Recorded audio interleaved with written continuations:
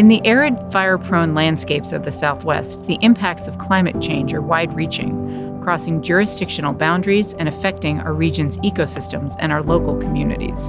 In the region, we also have large urban and developed areas adjacent to undeveloped wildlands. This presents an additional challenge of balancing climate resilience for both people and nature.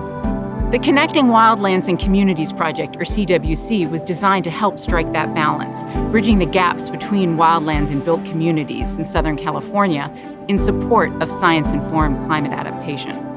The CWC project is funded by the California Strategic Growth Council, and it's a collaborative initiative between San Diego State's Institute for Ecological Monitoring and Management and the Climate Science Alliance.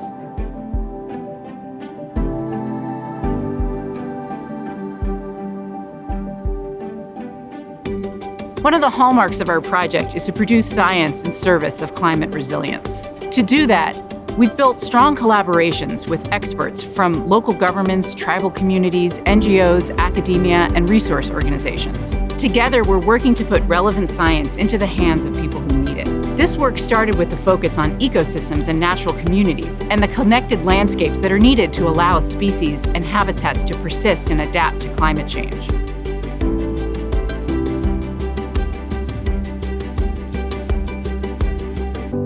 In conservation planning, we often stop there, but our wildlands are also connected to our local communities. Connected landscapes supply and filter water and can support community health and well-being.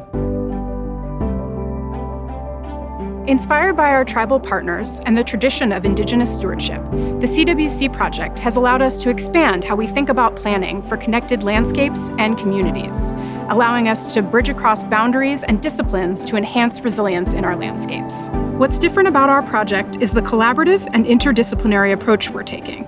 We've brought together a diverse team of planners, environmental engineers, ecologists, and geographers to explore how connected landscapes can support climate adaptation for both ecosystems and local communities in Southern California. Our teams are focused on tackling the most pressing issues we face for climate adaptation in Southern California's wildland-urban interface: climatic shifts, fire risk, water sustainability, and conservation. Our fire team is addressing increasing fire frequency and the threat wildfires pose to life, property, and ecosystems. Our water team is focusing on how climate change will affect water supply for our communities and natural processes in our ecosystems. We've examined shifting climatic conditions such as extreme heat events and more variable precipitation to map areas of refuge that may be buffered from these extremes. And our conservation team has continued to build on the connectivity work that inspired the project, developing science to support strategic planning to address the impacts of land use change and human activities on the landscape that limit our ability to adapt to climate change.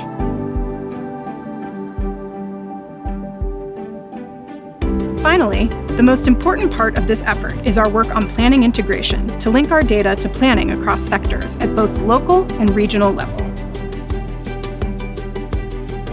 To ensure our data is meeting the needs of those working on climate adaptation across Southern California, our strategy has centered around meaningful engagement. This meaningful engagement happens not just at the end of the project, but starting at the beginning and working together throughout with our partners and stakeholders guiding the research. In particular, feedback and perspectives from practitioners has complemented our review of current planning practices. Our partners have helped us identify issues of concern and data gaps so we can develop data and tools to inform planning. They've helped us understand their existing planning practices and barriers to climate adaptation so we can better meet people where they are. To me, climate resilience means flexibility. It means the ability to adapt to new circumstances. When you are resilient, when things happen, you're able to, flex and bend and come up with solutions for your new circumstances. And climate resilience is a big part of that. There are things that are changing that we're not going to be able to put back in the way that they used to be. But resilience means moving forward even within those changed circumstances and not giving up, but finding new ways to live in the new world. The Connecting Wildlands and Communities project is the type of research the Strategic Growth Council really loves to fund, a project that integrates partners' feedback from the beginning, working together to figure out how to advance climate planning that meets all needs and advances shared goals.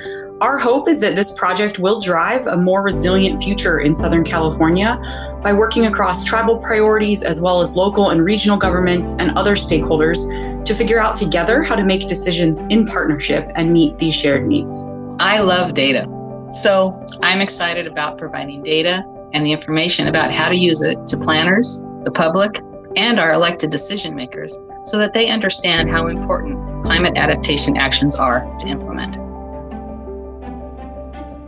We're thankful to our technical advisory group, tribal partners, and all those who participated in our project meetings and workshops to help us develop science that can be translated into action through planning processes.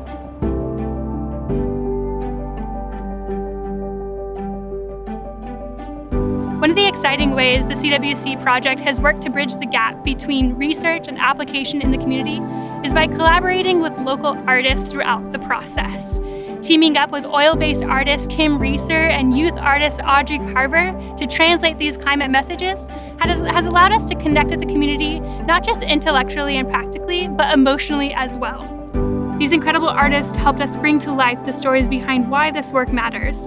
They helped us visualize the strength of our communities and natural ecosystems and the power that we have to protect them. At the culmination of the CWC project, we are excited to integrate these tools and resources into our climate education program known as Climate Kids. Our hope is that we can support youth leaders now and in the future and inspire the next generation to know the critical importance of working across boundaries to build climate resilience together.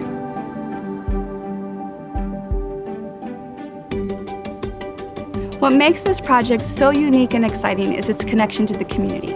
The fact that it was visioned by and created for land managers, jurisdictional planners, conservation practitioners, and tribal decision makers who are doing the work on the ground every day. Like all the projects we do at the Alliance, we continue to build off of a model that focuses on building resilience, building capacity, and building community in order to catalyze adaptation actions.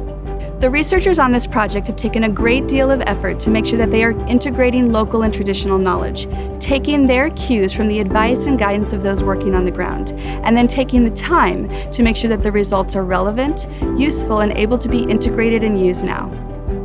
For me, this project exemplifies transformational adaptation because it is inclusive, translatable, and has a suite of actions that can be used now and into the future. First and foremost in this project is meaningful engagement. We are creating long-term partnerships that will last far beyond the life of the project. We are putting science into the hands of people who need it in a way that they can use it. This project is one part of a stepping stone of projects that are continuing to build on each other, creating a pathway led by partnership and focused on actions. We will be taking this work and applying it directly to future projects, including our work in the southern montane forests, carbon sequestration, and more broadly in supporting community resilience.